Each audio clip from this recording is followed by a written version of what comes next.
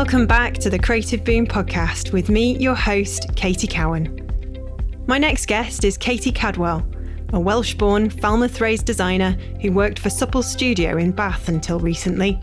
During that time, she created stamps for the suffragettes, was pegged a rising star by our friends over at Design Week, and became a leading voice for women working in the creative industries. She's worked for the likes of Royal Mail, National Trust and Channel 4, and she's passionate about supporting the next generation of creatives. 3 months ago, she left the UK to join Design Studio in Sydney, Australia.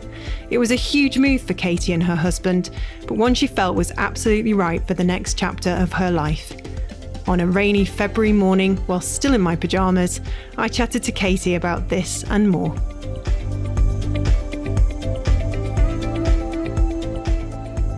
I'm with my next guest, live from Sydney, Australia, Katie Cadwell. How are you, my love? It's lovely to finally chat to you. It is nice. I'm very well. I'm at the end of my Monday and you're at the start of yours, which is slightly bizarre. It really is. You were very kind to say how lovely I look at this ungodly hour on a Monday, on a February when it's absolutely chucking it with rain outside. And it's one of those days where I feel like I might stay in my pyjamas all day and just occasionally peek outside and look, and say, oh yeah, I'm not going out there. The glamours of being able to work from home, that is. Absolutely, yeah. You've never worked for yourself, have you? You've always worked in other places and worked up the ladder. And you're now at Design Studio in Sydney, which is amazing. It's the opposite of pyjamas at home. Yeah, it is indeed. So, but you didn't always know you wanted to be a graphic designer, did you? No, definitely not. Where I grew up in Wales, I'm wondering if it will be obvious, my Welsh accent. Everyone says here that it's really obvious, but to me, when I've got such Welsh family and friends, I can't really hear it at all. But you sound more Falmouth. Oh, really? Well, I'm quite Celtic in that I was born in Wales and studied in Cornwall and then lived in the West Country. So it's definitely a southwest tinge, I reckon. So I can't even remember your question now. Design Studio, I guess. Oh no, did I always want to know I wanted to be a designer? That was it. Yeah. So in Wales, it was particularly in my school in Wales, design just wasn't a subject. So I kind of liked computers and I liked English and I liked photography and I liked art, but I was rubbish at it. So, and I had a kind of a creativity that I guess I didn't really know what to do with. So it manifested a little bit in drama, but wasn't very good at that, and a bit in music, wasn't very good at that, and art wasn't very good at that. Process of elimination. Broke my mum's heart when I said I wasn't going to be a doctor. Oh. And someone kind of said, have you thought about graphic design? It was the careers guidance lady, and I kind of told her my subjects and she plotted them into this thing, an outcome graphic designer, and she had to look up what the definition of it was. So it sounded right up my street, so I went off to college up in the valleys to be able to do it, basically. It's as simple as that, isn't it? It just takes a nudge from someone special who kind of just opens your eyes to these things that you didn't think possible. Right, and then you feel so bad because I've got no idea what this woman's name was or anything about her really, other than this hazy memory, like in a film, it would cut to that scene as I was daydreaming. And she said graphic designer, and we read the description, the definition together. And then I kind of got hooked on that really. And I think I'm the generation of like MySpace and HTML, really. That's how I cut my teeth. And I had been doing design. I just didn't really know that that's what it was. I wish it was as cool as laying out bits of paper on the photocopier to make vinyl covers, because that's how most people seem to have gotten into it, or band posters. But mine was sixth form college posters for friends and custom HTML layouts for MySpace. And that's amazing. Really, I'd been doing design, but didn't know what it was, I guess. Yeah, it's funny how we find our kind of calling and how it's easy to see how it kind of came to be when we look back retrospectively. Right, yeah. You couldn't have really been anything else, really. I guess so. I think I often wonder, when you've at a particularly brutal deadline, or, one thing I would change about our job is how sedentary it is. And you think, it would be nice to pick avocados for a living, or I don't know, just do something that's outside. Are you particularly fond of avocados? Especially here in Australia, it does feel brutal stepping into the air conditioning and out of that beautiful sunshine and back to your desk sometimes. Stop it! I think I'd have ended up here from one way or another, even if that conversation hadn't happened, just because of the things that I like to do, and the I guess the problem solving part of me, which I think actually rules over everything else. And you were in Supple Studio, was it, before? Yes. And in Bath? Yep. And that was your kind of first step on the career ladder? Yeah. So basically I cut my teeth there, and it was one of my first placements out of uni, and I was very fortunate that I had quite a lot of stuff lined up. So I had like 6 months of really cool internships ready to go. I've been the big smoke, going from Falmouth to London seemed very exciting.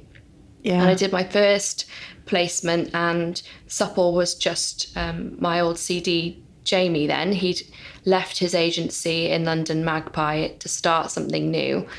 And I was, just sat in a room. Actually, we were in another agency's supply cupboard, basically, 2 laptops. And he was working on the Channel 4 rebrand pitch, and that's what I turned up to. Wow. And hang on, why were you in a store cupboard? Because you can do that kind of work anywhere, I guess. If that's not an advertisement for it, I don't know what is. Just to get a bit of peace and quiet.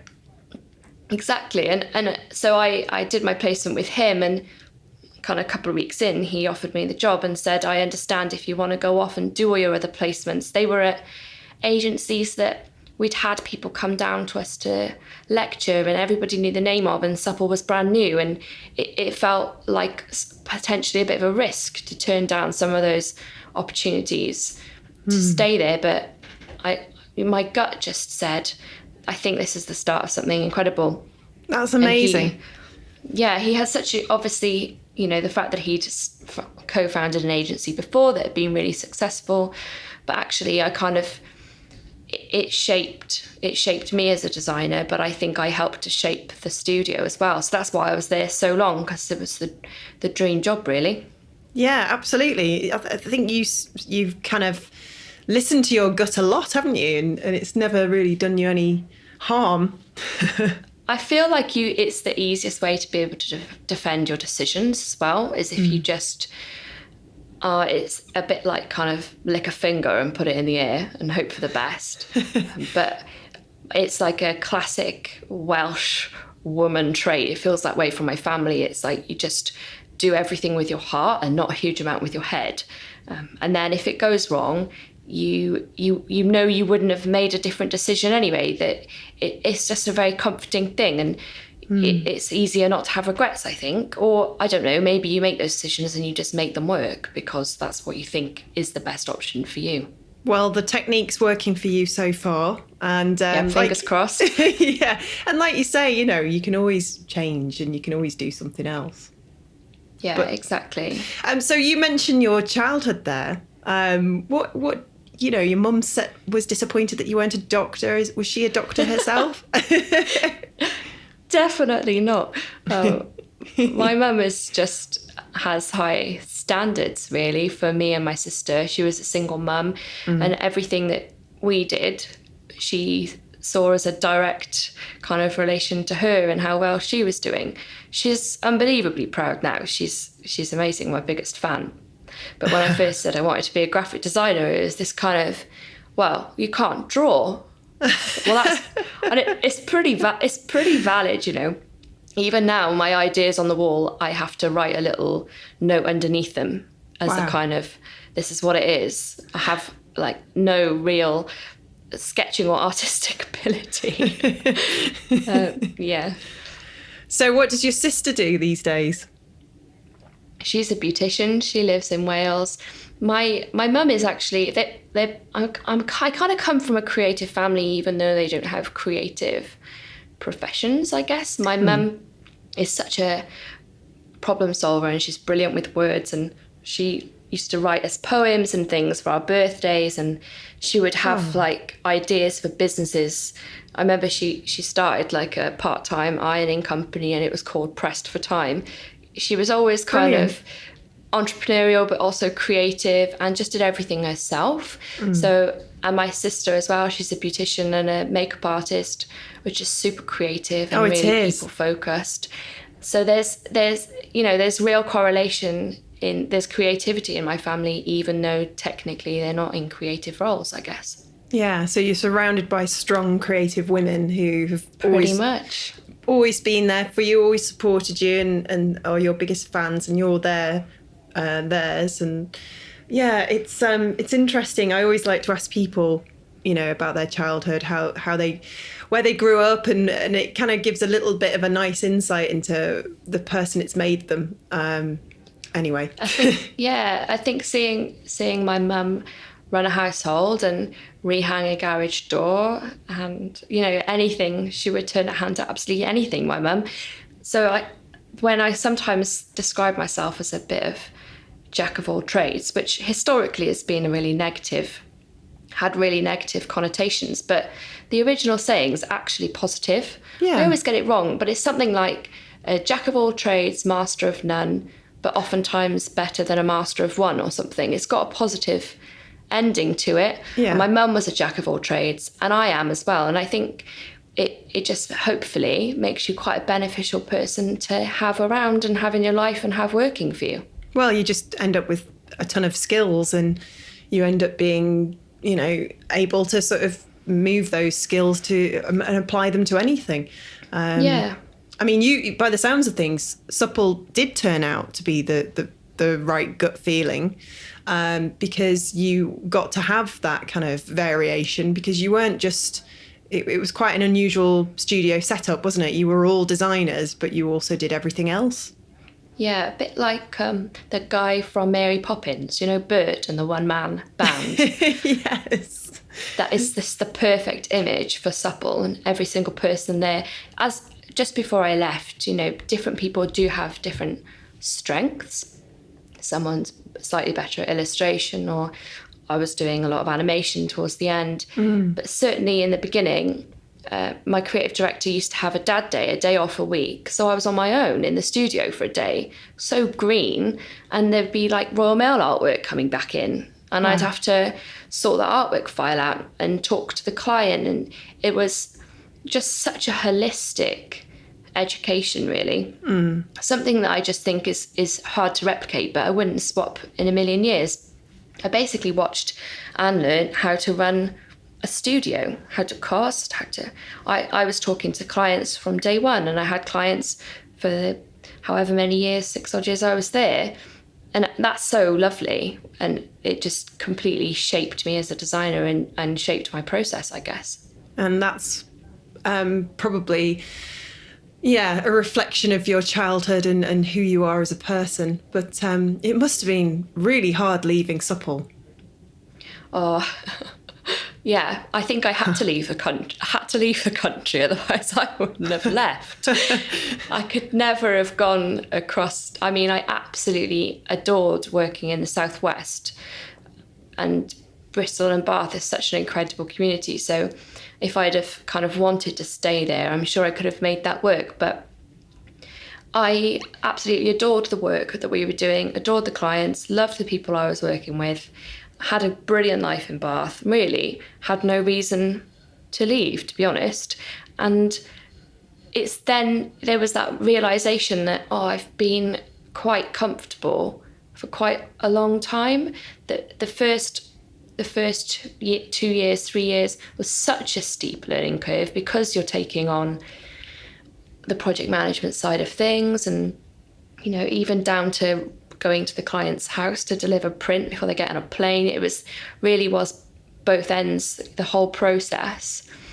So there was such a steep learning curve, because you're learning so much more. And then I realised that I was enjoying it because I felt so comfortable, and it was kind of now or never. It did feel a bit now or never. So when this opportunity came up, and it was a complete, basically turning my entire life upside down, I thought, well, that's one way of doing it. And I couldn't have found many agencies that were as opposite to Supple as Design Studio, really. Yeah, I think you're right. It's, again, listening to your heart, isn't it? And if you become too comfortable in a situation, you kind of, well, A, you get really bored, and B, not that I'm saying you were really bored at Supple, but you know what I mean? It's like, oh dear, reminds me never to do a podcast this early again. But you know what I mean? You get to a point where, and Supple won't mind me saying this, you know, you have to kind of, it's about pushing yourself out of your comfort zone. And sometimes that means not staying in the same place and just really throwing yourself out there and doing something completely different. I mean, how's it different at Design Studio? Every single part of the process is different, really. It's just a completely different ball game altogether, and that's incredible. I was doing a lot of motion towards the end of my time at Supple, so part of my move was to take a step back on that a little bit and focus again back in on my kind of design process. There are more people, so it's much more about leading a team. It's just, it's a completely different ball game, and I'm loving it. It's high pressure and fast paced. And in beautiful Australia as well, yeah, and working on an international scale, like you say. Exactly, with collaborating with studios across the world, just brilliant projects, lots of travel. I'm off to the Philippines next week for a presentation. Oh, stop it. That sounds fantastic. Yeah, so it's completely different, not better or worse, just a completely different experience. In fact, the Sydney studio is still relatively young, actually, even though Design Studio is kind of a decade or so in. Sydney's only 2 years old, so it's really nice because the team here is still kind of evolving. So I feel a little bit like I still do have some of that say, like I did at Supple, in chatting about how the studio evolves and how best to suit being in Australia and working on this side of the world, which is really good fun. Oh, I bet it is. Really satisfying to be able to be part of that and know that you're building something. I can only imagine, and having a team around you as well. And right, and the team is so varied, and it's we've got, in fact, there's quite a lot of Brits, to be honest. It's not very good. To have like 2 Aussies, kind of 4 Brits, French, Kiwi, all sorts, and it's so diverse, and everybody has worked all over the world. And when you're in that room, it's so inspiring, because they've seen how collectively we've seen how, I don't know how many, 50 studios say do this, and you think of it as this is that combined knowledge of all of those projects and all of those client relationships and all of those processes right here, and we have the people at the top of the tree saying, we want you to help us shape how we work. So that, I just think, what an experience. And I just kind of in awe of listening to everyone's stories and experiences and trying to soak in as much as I can and hope that I have at least a couple of nuggets of information to pass on. Yeah, oh gosh, you have, absolutely. I mean, it's inspiring. You'll be inspiring young people out there thinking about a career in graphic design, and women in particular who never considered it. Has being a woman ever been a thing that's occurred to you in your career? I like to ask this question sometimes because it's never occurred to me, and only at the age of 41 have I sort of stopped and gone, oh, and it was a friend actually. She said to me, Katie, have you ever stopped to consider how much more successful you would have been had you not been a woman? And I was like, my goodness, is that a thing? It's a negative way of putting it. She's a bit dark that day. But no, I mean, she makes a valid point. I mean, for some people that is sadly the case. But it's not been the case for you, because I remember the last time we chatted, you said you'd never sort of been negatively impacted. I mean, you do a lot for equality. You certainly were involved in lots of things back in the UK. I'm sure you're going to be getting involved in lots of things over there. But it's never affected you negatively, has it? Not really. I mean, there is an awareness that I am a woman, a female graphic designer, and because I have traits that I think, if we're being generalist, are quite gender specific. I'm quite emotional, quite empathetic. I can be quite fiery. And when I first started out, I probably tried to edit some of those things a little. I'm quite feminine. I'm quite girly. I dress quite in a quite feminine way. And when I first started going into studios and everyone's swearing, this is again being quite broad brush, but black and white, and it's definitely a look. And I had, pink and glitter. It's not quite like that. I'm painting myself like a 12-year-old girl, but I'm quite feminine, and I am emotional. I'm quite an emotional person at both ends of the spectrum. I'm always at either extreme, to be honest, and there could be tears at both ends of that. And it's such a big part of my process because it's so entangled with my passion and my want to do things right by the client and do things right by the studio. So I try really hard to just kind of embrace it. And so I guess I am a woman in design. It's something that when I've gone around the unis and stuff, that people talk to me, or it's the most emails that I get, or what do I think about it, and how hard is it to be a female designer? And I say it's not hard at all. I guess the question that everyone is asking themselves is, how hard is it to progress as a female designer? So just before I left the UK, I was part of this brilliant initiative called Kerning the Gap. If you haven't heard of them, they well, it's in the title really, in a geeky typographic way, about getting more women into design leadership roles is the aim. And I was thinking I needed to leave Supple, but needed some advice really. So I signed up, went along to the first session, which is a bit like speed dating. It was brilliant. And I saw lots of people there that I know, because I love Bristol and Bath and everyone's so friendly. And then we divided up, and I went to the mentee side of the room, and they were like, "What are you doing? We assumed that you were a mentor." I said, "No, I need guidance, man." And I've had brilliant mentors, Jamie being one of them, but my tutors as well. But sometimes I just really wanted a female perspective for some reason, because I was looking to make a life change as well as a career change. So I got paired with this brilliant mentor, Fee, who has done exactly that.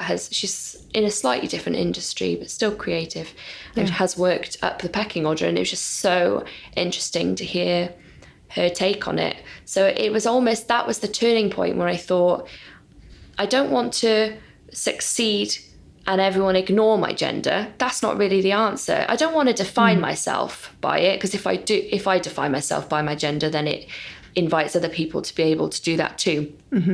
But it's so integral. It's such a big part. It's a big part of who I am, because I feel like it's so tied to all my qualities, and I want to celebrate the fact that I'm a woman and I'm a designer.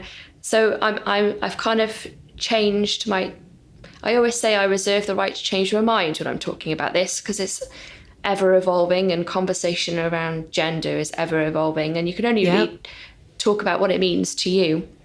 And in some way that people feel like their gender doesn't define them, I kind of feel like mine does actually. And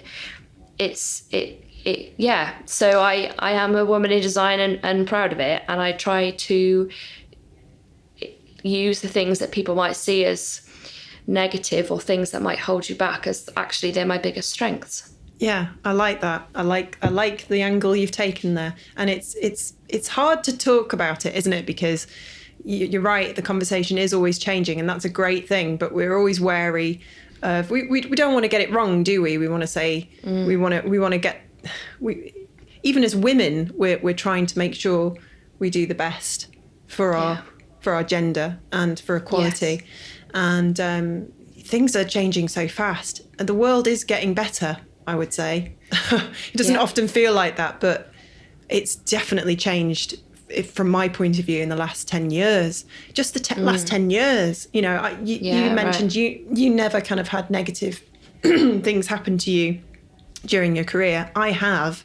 And it's really, I'm going through this phase at the moment of just turning 40, and I'm looking back and I'm getting really angry about a few things where I'm like, why didn't I sort of put my hand up and say that is not appropriate, or you're not allowed to say that, or why are you asking me at job interview whether I'm going to have children?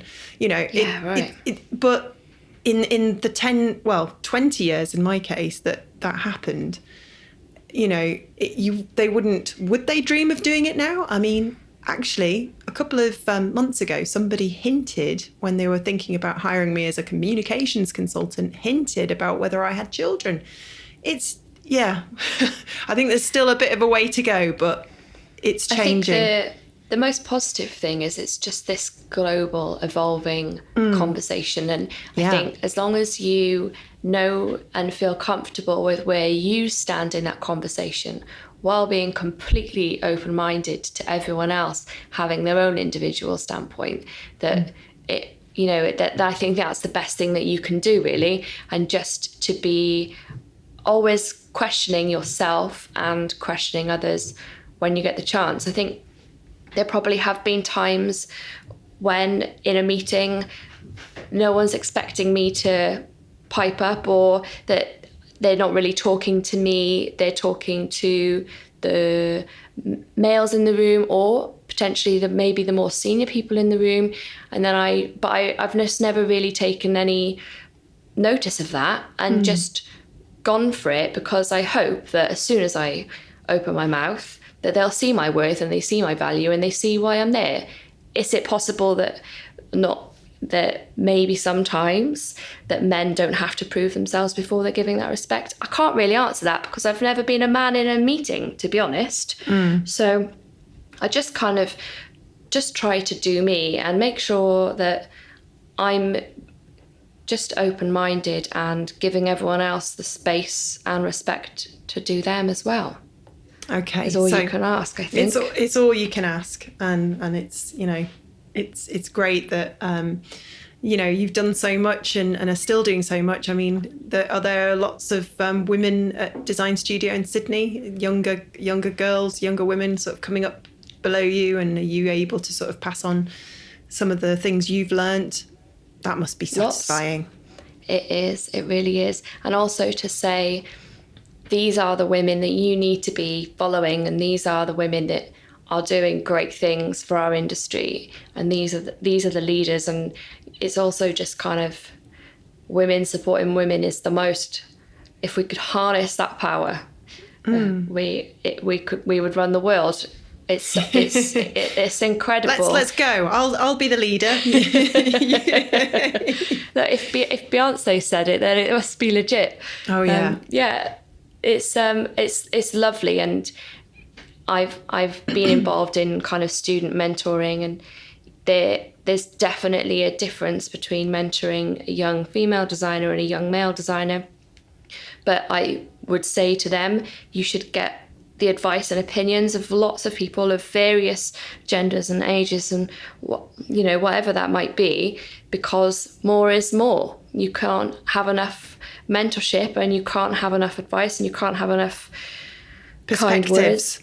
But you need to go and look and make sure the pool of advice that you're pulling from is diverse in race, age, everything, because that way, think about how brilliantly well-rounded you're going to turn out when your opinions are formed on such a mixture of other people's opinions. I couldn't have put it better myself. Good. So you mentioned that you were a MySpace. You had a MySpace account. Now that's hinting a little bit at your age. Yes. So you're very similar to me in that you've seen social media grow, explode, and become the monster that it is today. Have you got a good relationship with social media? I hope so. I don't really use it in the way that that lots of designers use it. I like to be 100% while I'm in the studio, and then when I'm at home, and I try really hard not to be absorbed by it and surrounded by it 24/7. So I made quite a conscious effort to kind of cull all the design studios from my Instagram feed and put them in a designated place where I can look at what everyone's been up to and inspiration, so that there's a little bit of separation there for me. So sharing my work online, haven't done it very much, to be honest.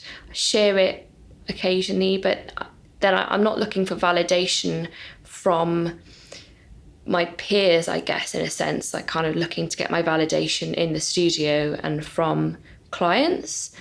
That kind of works for me. I see why people share work online, and I love it because I get to see other people's work. But I am one of those people that does need quite a lot of validation, so I just have to be a little bit careful how much I open myself up. I think I'd be a prime suspect for being traumatized if something didn't land and didn't get loads of likes, or so I've consciously made a bit of a step back from it. So I'm on Twitter as well. I'm more of an observer than a contributor. You're a stalker. A little bit. I am a little bit of a stalker, and I kind of throw my hands up at it sometimes. Design Twitter every week is a new drama. And I think about the studio of people behind the work that you're ripping to bits on Twitter. Oh, yes. It can be brutal. It can be so bad. It is. And everyone's entitled to an opinion, of course, but I just have it in the studio, I just don't know why it needs to be publicly slandered. And is it jealousy, maybe? Yeah, and I think there can be a bit of bad beef between the design industry, especially in the UK, sometimes feels so small, and everybody's worked with everybody, and so has beef with so from years ago, and it all just can feel quite petty. Probably another reason why I was quite looking forward to coming to Oz, actually, is to widen the pool a little bit. Do you think that's why Meghan and Harry left? Exactly. They just had enough. Pool. So I love social media for fun and for my friends, and I, at the moment, while I'm working with other brilliant, inside other great studios, and I don't need really to take a kind of active role in it and promote my own stuff, then I just kind of don't, and I just enjoy it quite frivolously. Yeah, I think that's the right way to be. Just use it as a positive, and I try. I think we all get that, actually. It can really affect our mental health if we're not careful. I think I've gone through phases in the past where I've just gone, oh, for God's sake, I can't be doing with this, and just completely deleted all the apps from my phone and completely taken a step back. But it's difficult for me because I have to use them for work. I have to use them for my consultancy, and I have to use them for Creative Boom. So I have to kind of be present on there quite a lot. But yeah, I'm the same as you. I've had to sort of make some changes just to sort of keep myself in check and make sure I'm happy, make sure I'm a happy bunny, and I'm not exposed to the negativity that can come from it. And anything I share is just a bit of silliness, and me learning the piano badly, and just being a bit daft because, or showing people just as I've come off my my indoor spinning bike. Because I'm so beetroot and my hair just goes into this such wild kind of frizzy mess that it's just hilarious.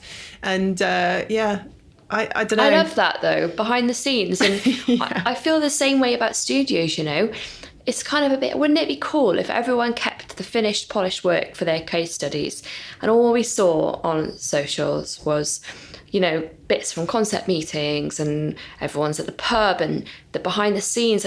I love lifting the lid on things and love watching documentaries about stuff. And that's what I like about social media, is the under the covers bit. And it's gone quite polished. This is the final thing, which I think is not really what it was meant for. I want to see when you've, it's a really mega deadline and you've had to order tie, or I want to see the the nitty gritty parts of it, really, and the polished stuff goes on the websites. And I guess that's something that's happened in my time as feeds have changed.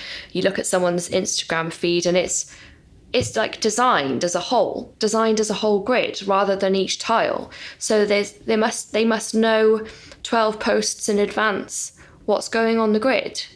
And to me, that's not really what I don't really think that that's what the purpose is. That it can be used for that, but I prefer that it's something a little bit more real. Yeah, I think there's a change in the air, actually. I mean, I might just be sort of trying, it might be a cognitive bias. I'm looking for it, so I'm confirming, my suspicion of what's happening. But I feel like there's a change in the air. People are a bit fed up with that pretense, because it's not just Instagram, it's elsewhere, especially in the creative industries. That pretense that everything's okay and we're all doing great. And yeah, people are opening up now and showing a bit more reality, because I guess a lot of people are just a bit sick of that perfection, that so-called perfection that just doesn't exist. Because it doesn't actually make anybody any happier. It doesn't really make the person that posts it any happier either. So I prefer it when, like, one of my friends put some eyebrow dye on and it was permanent, so she slopped it all over and then it stuck. She had these huge whopping great eyebrows, and I was like, this is the kind of content I'm here for, actually. This is, at the end of the day or on the bus home, that's what I want to see. And I obviously, my time is reversed here, so I get everyone's starts of the day at the end of my day and end of the day at the start of my day. And sometimes it can, if you see something really slick and polished and you're on the bus home and you've just come from a day of pushing some pixels around and nothing's quite landed in the place you want it to, it just doesn't help my frame of mind. No, it can make you feel anxious, can't it? Yeah, so there'll be a time and a place where I have to, join the rodeo and have a Instagram page of just design stuff and think about it. But for now, I just put up pictures of what I'm doing in Australia for my mum, essentially. Yeah, I'm surprised you're not milking that a little bit more, because I was just on your Instagram feed this morning, just creepily stalking you and checking out what you've been up to. And I was like, why are you not milking this more? And then now we're having this conversation, it's becoming apparent that actually you don't want to sort of, probably don't want to show off too much. Exactly. And yeah, I do go to the beach on a Saturday, but still go to work Monday to Friday. So it's still a semblance of a normal life, just much sunnier. Yeah, it's lovely over there. I've got lots of family in Australia, and I often sort of whimsically look out the window when it's really rainy here, and I say to Tom, my husband, I say, we should have gone, shouldn't we? We should have done that. We could have done that for 5 years. It would have been great. But then, I was talking to Tom about that this morning, and he said, well, you ought to be careful about talking about how lovely the weather is in Australia, because he likes to sort of just give me a little bit of guidance. And I was like, well, yeah, I know, because it's been difficult over there, and a lot of my family's been affected as well by all the bushfires. And yeah, it's kind of, what's the mood in Sydney at the moment? It's a bit brighter. So basically, the moment we landed was when things started to get, because bushfires to a certain level are fairly normal here. It's a big part of the kind of process of nature and how the bush kind of reinvigorates itself. But as soon as we landed, we knew that this wasn't normal, and we did the Australians laugh because we did the classic Brit thing and went straight to live on Bondi Beach.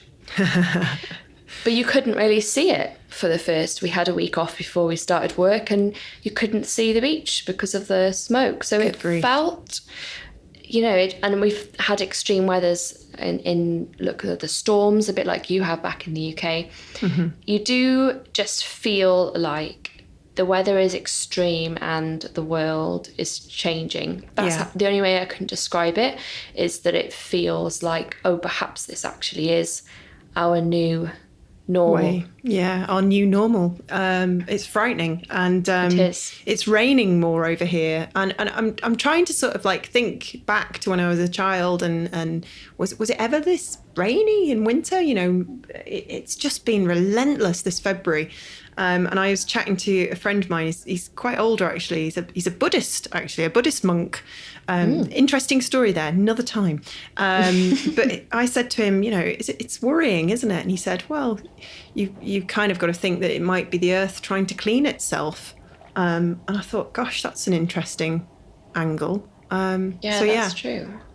Well, I hope Oh, go on, sorry. Sorry, I was just going to say, I hope everything's okay now. I know that the rain eventually came on Valentine's Day, wasn't it? It did indeed. So started afresh, and it's been beautiful ever since, actually. So you've actually not been in Sydney that long? No, just 3 months. So we never really planned to come to Australia. I started looking for a new job, and my husband, Mike, is a boat builder. So wow. We have to be fairly coastal orientated. So there were a few kind of capital cities on the coasts was my brief. I love a brief. And this opportunity came up, and even though it is literally as far away as you can be, there's quite a lot of similarities really to being in the UK. So it doesn't feel too alien, and obviously English is the primary language, and it's just little things like they don't have cherry bakewells here, or oh my goodness, how do you cope? Yeah, coronation chicken doesn't exist. It's very British. Good grief. Yeah, but I'm getting there. I'm adjusting. I absolutely love Vegemite, but I did love Marmite in the UK as well. Oh gosh, I thought you and I were going to be friends. The biggest shock has definitely been, especially in the studio, and you're kind of constantly making cultural references to art or exhibitions, photographers, studios, campaigns, and so many of my references just don't really land because they're not global references, they're British references. So that's been a real adjustment, and something that hadn't really thought about. When I'm explaining a wild idea and I say a bit like, I don't know, the cherry on top of a cherry bakewell, and then someone's like, what's a cherry bakewell? I'm like, oh man. You haven't lived. They're my favourite, by the way. Oh, I love cherry bakewells. Yeah, you can't get them here. Oh, that would be a deal breaker for me. It's a good job you never came. Go and live by the sea in Sydney and work for one of the best design studios in the world. No thanks. They don't do cherry bakewells.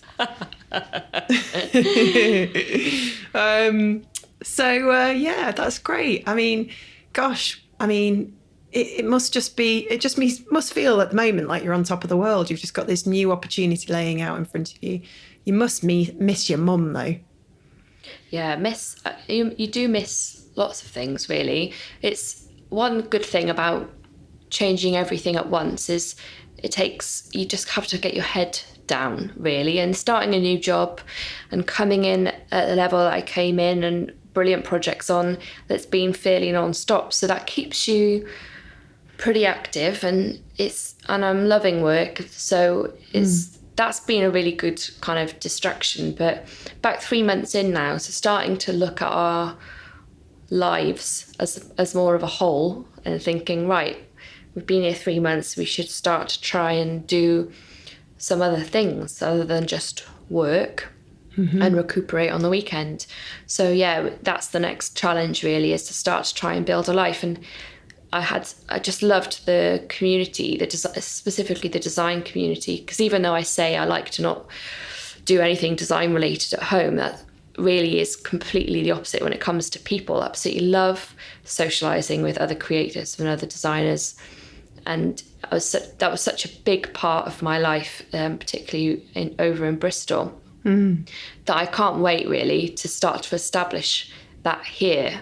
I just think it's so enriching, and listening to different people's experiences, and so that's what I really need to focus on a little bit this year, is getting my teeth into that and meeting as many interesting people as possible, because the design scene over here is brilliant, really exciting, and things like in New Zealand, and just this whole corner of the world opened up a little bit. So that's my kind of half resolution. To find your crew. Find your crew and find your little place in Sydney, and make it feel like home. Yes, exactly. And so you have all that extra stuff, that holistic stuff, the lectures and the workshops and the cocktails, that's all part of the process, in my opinion. Oh, well, I'm very very jealous and very happy for you, because you've worked really hard, and obviously this is the perfect next step. You've listened to your heart, and you're living in a country where they do amazing tomatoes and homegrown veg. So you've got loads of lovely seaside to enjoy and jog alongside. And yeah, I mean, you just must feel like this is a new adventure. Absolutely, it does feel like that. And you kind of, it feels like a weird, fresh slate, even though we was talking about this weekend. It's not like we left the UK because anything was wrong there. We left for new challenge. And because I don't know anybody in Australia. No one ever really believes you when I say that, but I really don't know anybody here. I have no family here, no friends here, nothing. So it's unbelievably freeing. Lonely at times, of course it is. Without coming over with my husband, I think that would be really hard. But yeah, there's an exhilaration in that, and there's this feeling of all those things that maybe we wanted to do in the UK, we could do here, which makes no sense whatsoever, because we could have done them there as well. I've always wanted to, so I rode a Vespa while we were in Cornwall, and I've always wanted to work my way up into a much bigger bike. I just didn't do it in the UK. So I bought a bike this weekend, because I thought, well, I can do it here. We'll see. It's very early days. What's the bike? What type of bike? I bought a Kawasaki Ninja. Oh my goodness. Very shiny red. I think she's going to be called Darla. Oh, you call your vehicle's name.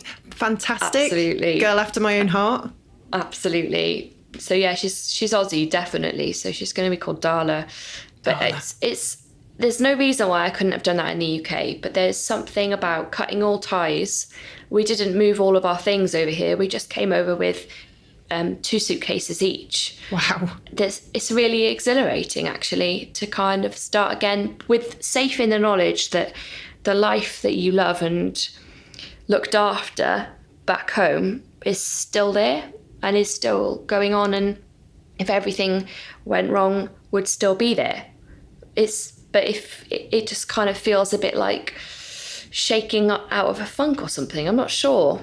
Like reinventing yourself and starting afresh, and it's liberating. Exactly. Yeah. Like not many people know this. I changed, my husband and I changed our surnames. So I was Katie Cadwell and he was Michael Snell. And we merged our surnames to become Cadwells. And it does feel a little bit like sometimes we rebranded. You've actually, so let me get this straight. You've rebranded yourself. You're a designer that's rebranded yourself. That's fantastic. A bit like in the CIA, like a witness protection program. We've moved to the other side of the world with new names. But do you know what? It's good fun, and the old us is still there. But yeah, definitely got a feeling of kind of like life 2.0 about it. Oh, I like that. That's great. I'm very excited for you. Well, I'm going to cut our conversation short here, because what time is it over there in Sydney? Just coming up to 6:30. So it's wine o'clock, I think, although it's Monday night. Are you being good? Everyone in Sydney is so healthy. Oh, that's good. Like sickeningly healthy, jogging along the beach healthy. But and also they all drink schooners, which are not quite full pints, and it just doesn't hit the spot in quite the same way as a pint does. So yeah, I'll leave it for, I try to get to at least Wednesday before I have to open a bottle of wine. Well, thank you so much for chatting to us, and if I'm ever over that way, I'm sure I'll give you a shout, and you can introduce me to your huge group of friends, and show me the bike and tell me about all the places that you've visited since. And thanks so much for your time. Not at all. It's been lovely. Thank you. You've been listening to the Creative Boom podcast with me, Katie Cowan. Thanks to all of you who've shared kind messages and left reviews in support of this new venture for me. It's hugely appreciated, and I must say I'm enjoying every minute. If you've enjoyed this episode, please subscribe and leave us a review. Go to creativeboom.com/podcast to find out more, or you can follow Creative Boom on Twitter @Creative Boom or myself @Katie L. Cowan.